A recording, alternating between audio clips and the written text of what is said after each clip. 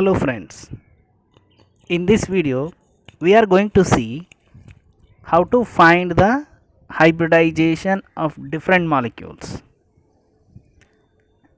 in the easiest way. In generally, to find the hybridization we required formula, but here without formula we can see that how can we find hybridization. In the first step, what we need to do is that in the given molecule we have to find the central atom. How to find the central atom? The lesser number of atoms, the lesser number of atom will become central atom, and then we have to write that central atom, and we should know its group number, so that we have to write the group number of electrons beside it, and then we have to find the bonded atoms. In generally, bonded atoms are hydrogen,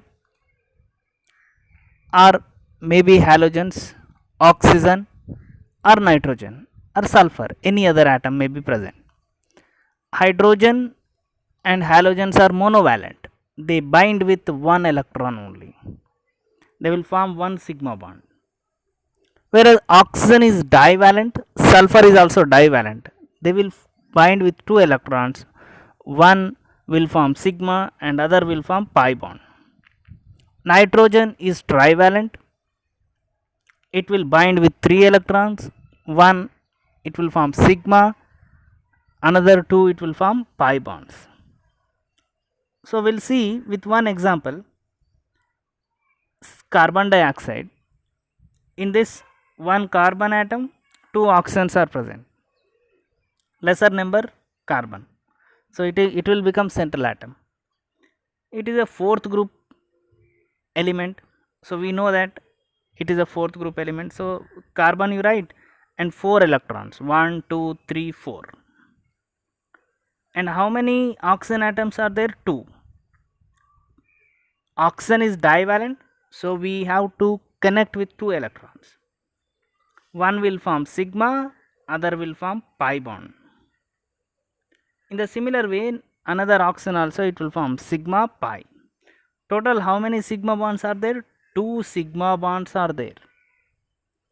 So to form two sigma bonds we require two hybrid orbitals, that is it is sp hybridization. Carbon will undergo sp hybridization. You can add the superscripts, one s orbital, one p orbital, 1 plus 1 2 to sp hybridization. In the similar way, if you see the molecule of BH3, or you can take BCl3, or you can take BF3. In these atoms, boron is central atom, and we know that it is a third group element, so that I am writing boron beside it 3 electrons. You can observe clearly here hydrogen as well chlorine, fluorine, all the three are monovalent only. You take any of the example, so they are connecting with each electron and forming sigma bonds. Total how many sigma bonds? 3 sigma bonds. To result 3 sigma bonds we require 3 hybrid orbitals from boron, so it will undergo sp2 hybridization. You can add superscripts, 1 s orbital, 2 p orbitals, so that is 3 sp2 hybridization. In the next example, ammonia NH3 H3O plus PH3 NCl3 PCl3. You can see first ammonia example. In this, nitrogen is central atom, it is a fifth group element, we know that. Nitrogen you can write beside 5 electrons, 1 2 3 4 5. How many hydrogen atoms are present? 3. So they are binding with 3 electrons and result in 3 sigma bonds. You can see leftover electrons, 2 electrons are left over. Those 2 electrons will become one lone pair. 3 sigma plus 1 lone pair will become 4, result in the sp3 hybridization. 1 s orbital, 3 p orbitals, total 4. Whereas in case of PCl5, phosphorus is the central atom and it is a fifth group element. 5 electrons I am writing. Chlorine, each chlorine can bond with 1 electron and forming 5 sigma bonds. So 5 sigma bonds are resulted from the sp3d hybridization. Next example,